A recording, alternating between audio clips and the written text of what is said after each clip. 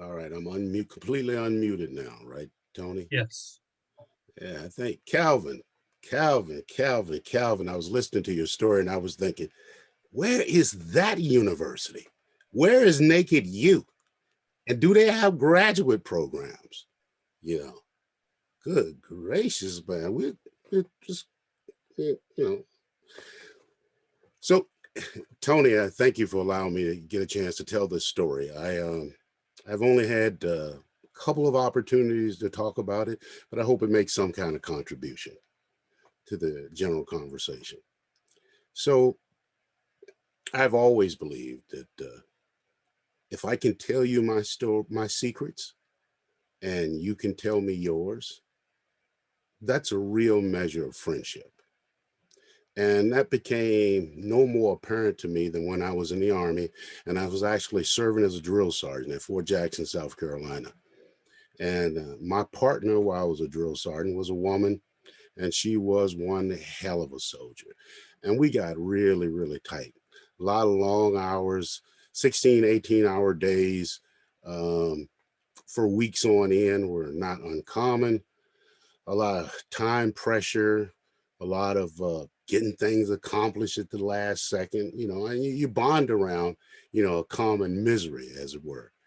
And like most female drill sergeants, the few that existed, she was exceptional as a soldier.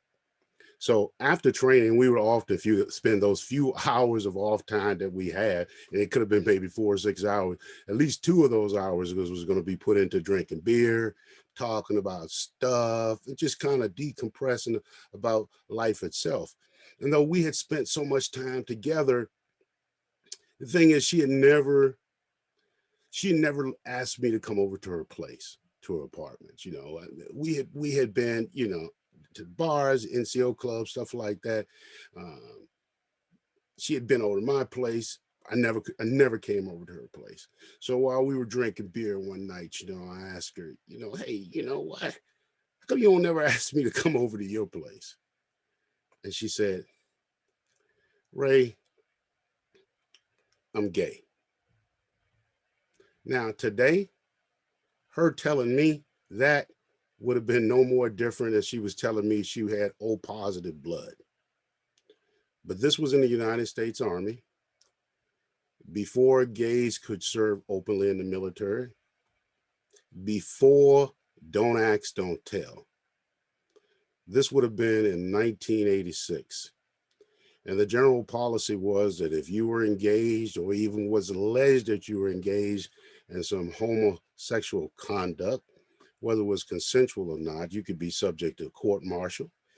If it was alleged that you were a homosexual with or without evidence, just alleged, alluded to, say somebody found a letter of yours, you couldn't explain your non-marital status, etc., you could be subjected to administrative punishment and administrative discharges. So you have to assume that the only gay people serving in the military at that time was people who wanted to. This is something they like. This is something they desired to do. They chose to do that. But in order to do that, they had to kind of hide what that was. So, really, back to the point, her telling me that was profound, a profound level of trust, because I could have always betrayed her. So one day she invites me over to the house. I go over to the apartment. Now, while I'm there, two of her other friends, two friends of hers, arrived. When they walked in the door, one stopped dead in her tracks, and the other one walked right into her behind her. And they were stunned to see me. And one of them just rushed my friend into the bedroom, and I could hear her screaming, "What the hell are you doing? What are you doing bringing him here? You're risking all of us. What do you mean he's your friend? Ain't no friendship. Are you crazy?" And I could hear my friend say, "No, no, he's cool. I'm telling you, that's my friend. He's my partner. He would is he family? Is he gay? No, he's not gay, but trust him. How can we trust him?" I saw this repeat itself several times over the next few months. And as it would be, as different people started coming by, you started to see a kind of a network of people. And as you would expect, all these female drill sergeants, rare indeed, all hell of a soldiers, all exceptional, and all dealing with the same issues. Because now, as friends over a few months, one of the common subjects the women, my friends, would talk about was the pressure they were feeling at work. Guys hitting on them, guys asking them a bunch of stupid questions, inquiring why they ain't got nobody. Now, a lot of these, their primary defense was to be more soldierly, more military, more focused on the job, so they could use the excuse, I'm a professional and focused on the job. But that only worked a little bit for guys who were persistent, wanted to know why you don't have a boyfriend. And this may be difficult to conceive right now. There are also people who were beyond nosy, but people who's made it their little personal mission to find gay people to turn them in. But people did that. Okay, so you had, unassigned, not their job, but just something that people do. So that was all in the dynamic. So my friends, we had these conversations all the time about different strategies. Several of them. One strategy was to get like a fake marriage, but one of the girls got into a situation where a guy was trying to blackmail her. So those the fraud marriages didn't always work either. So a common joke amongst us was, "Hey Ray, you should date all of us. You date four of us. Think of what that would do for your reputation. I mean, nobody's dating one female drill sergeant. Think about you dating four." And I was going like, "Yeah, yeah, that would up my game real good, And it was a common joke, running joke, was something we brought up all the time. Until one weekend we were all together, and one of the girls was really, really, really upset, because this guy was really putting pressure on her, and maybe she had said something to him previously about having a boyfriend, just to throw him off. But this guy was really digging, and she was quite upset. I imagine she was holding herself together at work as a professional soldier, the drill sergeant would, but now in the company of her friends and buddies, she was quite broken uh, by this. And I don't know, in our drunken, or I should say beer induced bitching and complaining, the old stupid idea came up again. "Hey Ray, why don't you date all of us?" We decided to put that into operation, and I was going to do it. That was the plan. I was going to date all four of them. So let's just say my first friend, we planned a very public "We Are Together" event when her company was having a after graduation like cookout. You got the command, all the drill sergeant, your friends all hanging out, you bring your person with you or whatever. So we decided to go to this event. So to up her game, her nerves, right? She probably had never wore heels in her entire life, but she decided to wear them that day. I don't think my girl ever put on any lipstick, ever, never, you know? And she was wearing this, like, stop sign, red. It just say that her lipstick would draw attention, okay, and her awkward way of walking. And so we're consuming much alcohol, calming nerves, making our appearance. I'm bending over, talking to her, Ray, being animated, like we're a couple. And at some point I decided I'm gonna go to the bathroom. And while I'm in the bathroom, two guys walked in and I could hear them talking to each other. And one of the guys said, "Hey man, do you believe this shit? You see them together? Who the hell would believe that they were a couple?" Ooh. So I go out, I immediately go up to her and I say, "Hey, listen, we're gonna have to up our game. People are, I think we're not looking like a real couple, So she had a couple of more drinks, to kind of, I don't know what she thought she needed to do, but she had a couple more drinks, and then she decided, boom, instant straddle me, and she licked my face, and people did notice, and so that date ended. And certainly within the small world of the training community of drill sergeants in that world, word kind of got around, yeah. So yeah, okay, that's weird and exceptional, right? Okay, so the next two girls, the thing is, these women friends of mine, they were actually a couple, and despite the fact we had talked about the rules, this is for pretend, this is for play, this ain't real. When I'm out with one of you, it doesn't, it's not real. But both of them arrived at both of our dates and made a scene, about sitting in the booth, in the back, in the corner, in the dark. Why'd you pick this place? Couldn't you be more obvious? Um, so inadvertently, what they did, that appeared as if I was involved in some love triangle, which is the excuse that they gave. It's not that they were upset with each other, they were upset with me. Now, word definitely, he dates one female drill sergeant.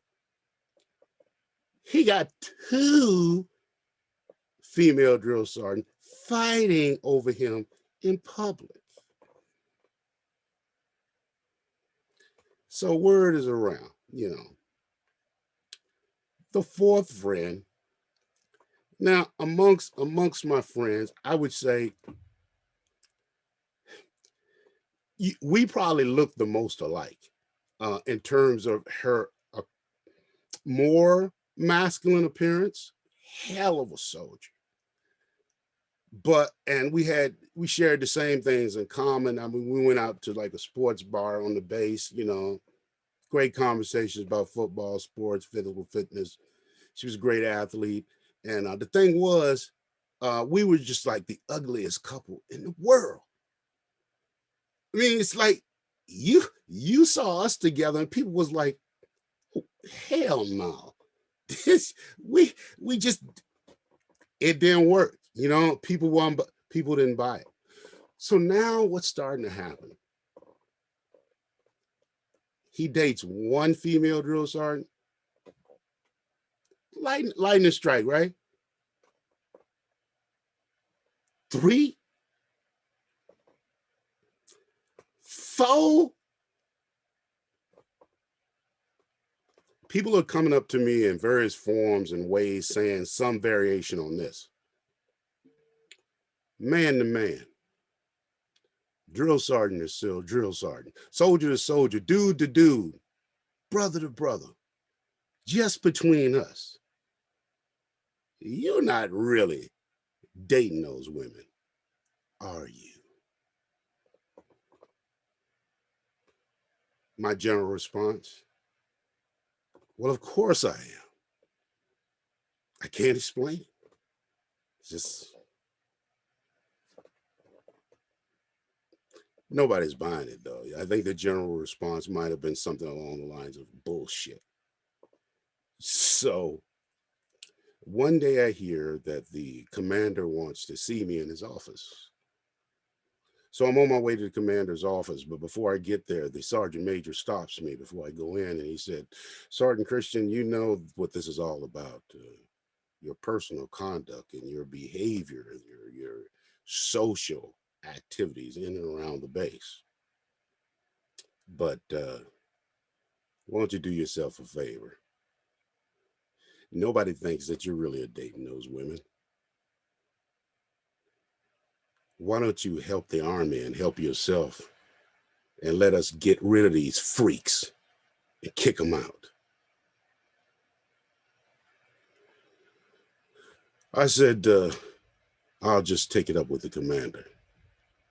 So I get in the commander's office, and the commanders basically repeat some of what the sergeant major says. This, I wanted to speak to you in reference to your personal conduct, unbecoming of a non-commissioned officer, the unit, the organizational structure, your status as a drill sergeant in the United States Army. It's disgraceful in all ways, in all forms. I've talked to various people about you. It looked like you had a promising career ahead of yourself. What do you have to say for yourself? I said, nothing really. And he said, drill sergeant, none of us believe that you are really dating these women. It is more likely that you are providing cover for a group of homosexuals. Why don't you do yourself a favor? Now answer this question truthfully.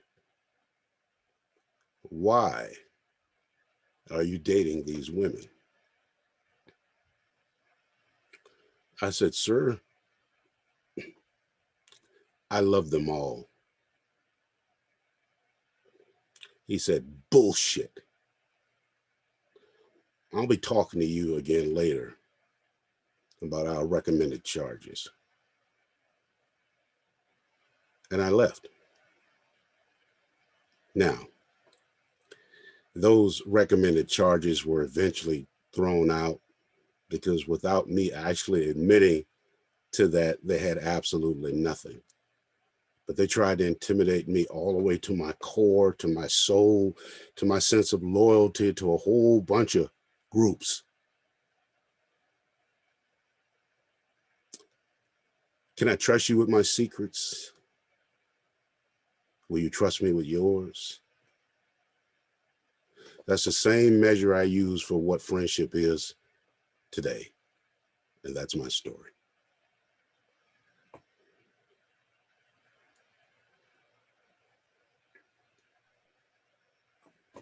Unbelievable. Unbelievable. I'm still a little stunned by the story because that's the first time I heard it, but I had talked to you about it. Does anybody have, it's very rare when I open it up for questions. Would you be willing to take questions if anybody has any? Does anybody have any questions?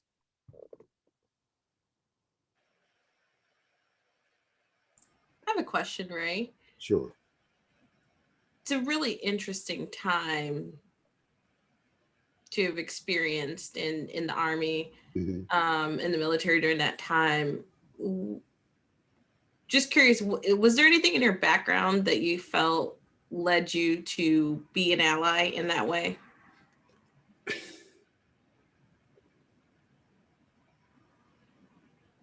You know, anything other than that seems strange to me because I just couldn't, even though you're surrounded by homophobia or so-called homophobia anyway, it never bothered me in a way like I had to move on that as an issue. It was just like, oh, just, I never, it's like I guess you bring that prejudice with you. And I never had it. It was more of a curiosity. I was always, you know what I'm saying? Rather than, oh, I'm repelled, but it's like, what does that mean exactly? Were the kind of thoughts that I had in my mind. Of course, I could not have known how people suffered and the lies people told. See, up to that point, a lot of things happened in the military that I didn't make sense to me. An example, you would hear them often post these charges or these allegations of people being sexually assaulted, both men on men, women on women, all the time. These charges just come up all the time, and they were always strange. Like, does that happen? Gay people attacking each other. In later years, we find out what this really is. This is what would happen when couples would get caught, and the lower ranking one, would often say, they were pressured into saying, I was assaulted. This was part of the culture, the military culture. So you had lots. The fear was real because these charges were all the time popping up. Saw them all the time, people being charged, and you'd go, "That's a weird thing to have happened," you know. But this is how they would pressure couples. Like I said, the junior would be a witness against the senior as a form of blackmail or anything like that. It seems bizarre now, but it was so ingrained in the culture. And like I said, I knew people who made it their mission in life to seek out gay people, like they had nothing to do with their time, like nobody hired their ass, like they had other responsibilities, but it would be like something they would focus on and give it their attention. Yeah, One, I'm fascinated by how you were willing to step up and be an ally during a time like that when there's not a lot of support in doing so. There's not a lot of no, guidance in no, doing so. And there's not a lot of background to help guide you on how to do that. That's just, no, because I didn't make a lot of friends doing that. It would be a better story if I could have told you that made me like a champion, you know. It would be another 10, 15 years later before I would see that kind of universal, thought change. Uh,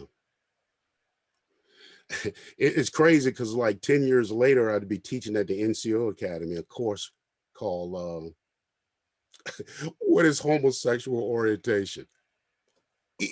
That's caveman right now, but I can remember they tried, and we taught this course, what's the difference between homosexual acts and homosexual orientation, and using the wording I just gave to you.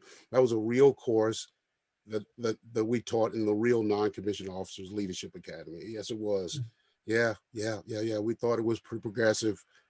But after what I had been through, 10 years prior, you can still leapfrogging forward. That progress seems silly in context, but I guess history is not a series of stops and starts, right? It's just one long continuum of changing attitudes. And no, I don't say I was special. Maybe just, there are a lot of people who were as indifferent as I was to that kind of bigotry. But like you see with racism, we didn't talk about it. You know what I'm saying? one other question, Ray. Did you keep in contact with them? I would say most of my career, but let me throw in the weird oddity of that though. When I did encounter them in later years, you got to keep in mind as they were moving up through the ranks, they were even more sketchy about us trying to connect. Like when I would see them in different places over the years as they moved up in the ranks, it wasn't like they were wanting to get together for that same fear. It was still there, but probably, so that's the irony of it, that I did see them all in different places over the years, but we never had like a reunion, as it were, because the reality was still the reality. It didn't change for them any. Anybody else have a question for Ray? Ray, I knew it would be an unbelievable story. Thank you for sharing. Thank you for having me.